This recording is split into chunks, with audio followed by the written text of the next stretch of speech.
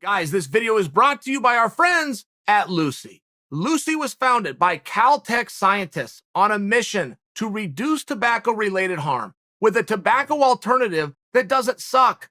As former smokers dissatisfied with traditional nicotine options, they knew there had to be a better way. For adult tobacco users, it was a big challenge, and they did it with their innovative nicotine gum. With 4 milligrams of nicotine in each piece, you can get a dose anywhere, anytime. I encourage my friends who smoke to choose Lucy gum over cigarettes or vapes for all the obvious reasons. As you know, nicotine is addictive, so use discretion.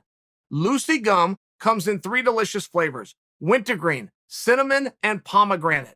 Visit lucy.co and use the promo code CHAEL20 to save 20% off your entire order. That's Lucy, LUCY.co, or click on the link in the description. Remember, nicotine is addictive, so use discretion. What is going on with Justin Gaethje? And I only bring that to you because I haven't heard this name in a meaningful period of time. Gaethje's not doing anything annoying, which in fairness, he deserves a thank you for this. But most guys are at least a little bit annoying, and they're out there tweeting or out there trying to get a headline, or they're doing interviews on fights they're not willing to take, but they have to keep their name out there. I mean, it's a real slippery slope. I've seen a couple of guys retire from this sport and nobody knew they retired. There's an old Rodney Dangerfield line where he's making a joke at a stand-up show, but he says, I retired 2 years ago, nobody knew. So I'm back, but nobody knows I'm back. But there's a real reality to that. Like, if you go out the wrong way and nobody's talking about you, it's extremely problematic.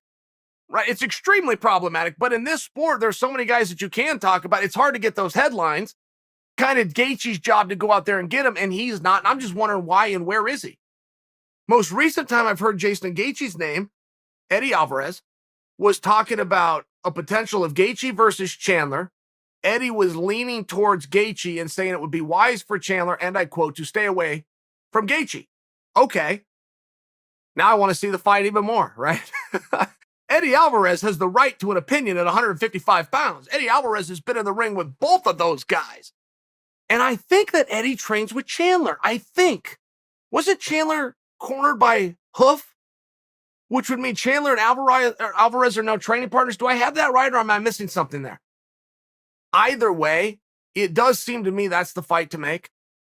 I can't think of a fight that I would want to see more, period, in all of MMA. That's not even a title fight. And I'm sure I could think of one or two that I'd want to see more, but I'm going to stand by that statement. That's right up there. Alvarez versus Gaethje, huge fight. That is a mega fight. And there would be so much on the line. Both of those guys only want one thing, which is to be champion, get back to the championship. Khabib is gone. Things opened up a little bit around here. I'm going to take full advantage. I get it. I like it. One of them would be stopped. One of them's journey to the top does not continue after that fight. That's a big fight. That's a big storyline. That is big meaning. Something's on the line there. Where is Gaethje?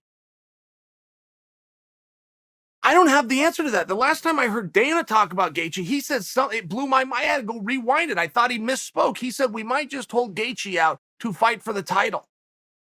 And I remember I literally hit rewind. Dana, say that again. We're going to hold Gaethje? We're just going to hold him out? He becomes number one contender off of what? Off of getting stopped in his last fight? What? I rewatched it.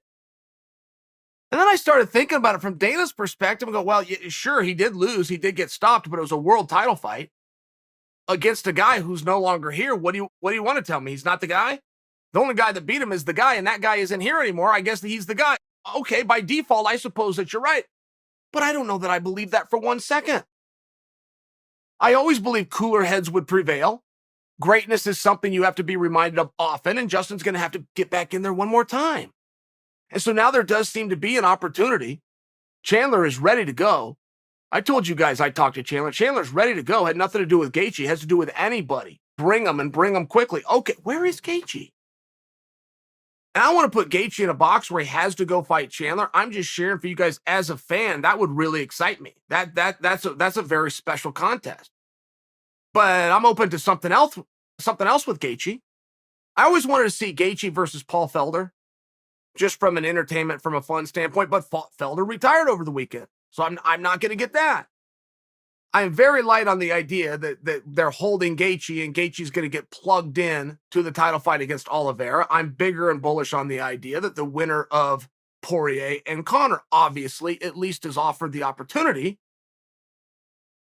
If one of them gets a little bit squirrely, particularly meaning if Conor chooses to not go do that, I guess you look at the pieces on the board, but I think you're still left with, well, why does Gaethje get the chance if his last fight was a loss? If we're going to go about it that way, I just don't know historically that we've seen that happen to somebody, right? Not very often. It's more common they would jump in there. And of course, we would show Justin Gaethje the respect of hearing what it is he wants to do. That's why I bring you this piece. What is it? What does he want to do? Is he on a hiatus? I literally know two guys, and I'm not going to say their name because I don't want to embarrass them. Both at one point in their career were UFC champions that left the sport and years went by and nobody knew they were gone. They subsequently came out and have retired since. In this whole story, I'm going back about 7 or 8 years, but two guys that were once main events and world champions left. The media never asked about them. No fellow competitor ever called them out. The UFC wasn't ringing them up saying, what are you doing? Do you want to be busy again? They just left. Years went by. These were champions. I don't submit for you that's what's going on with Justin Gaethje, but I will submit it's as good a guess as any because that's all we can do right now is guess because we have no clarity because Justin hasn't spoken up.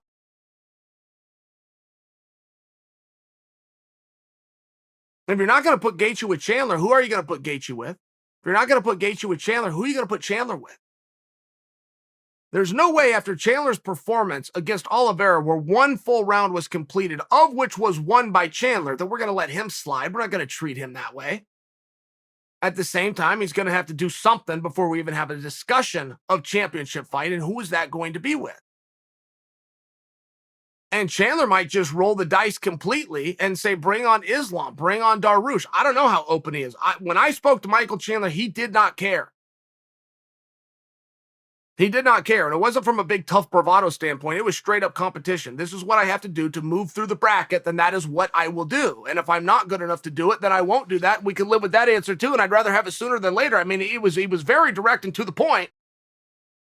It was very refreshing to hear him speak this way, but I'm not here to make a piece about Chandler. I'm asking you, what is Gaethje doing? I don't believe that Gaethje has an injury that we don't know about. I saw some training video with he and Usman as Usman was getting ready for his last couple of matches. So I don't think we're dealing with any kind of an injury. I don't think I'm speaking outside of school about a guy that doesn't want to be spoke about. I'm a fan.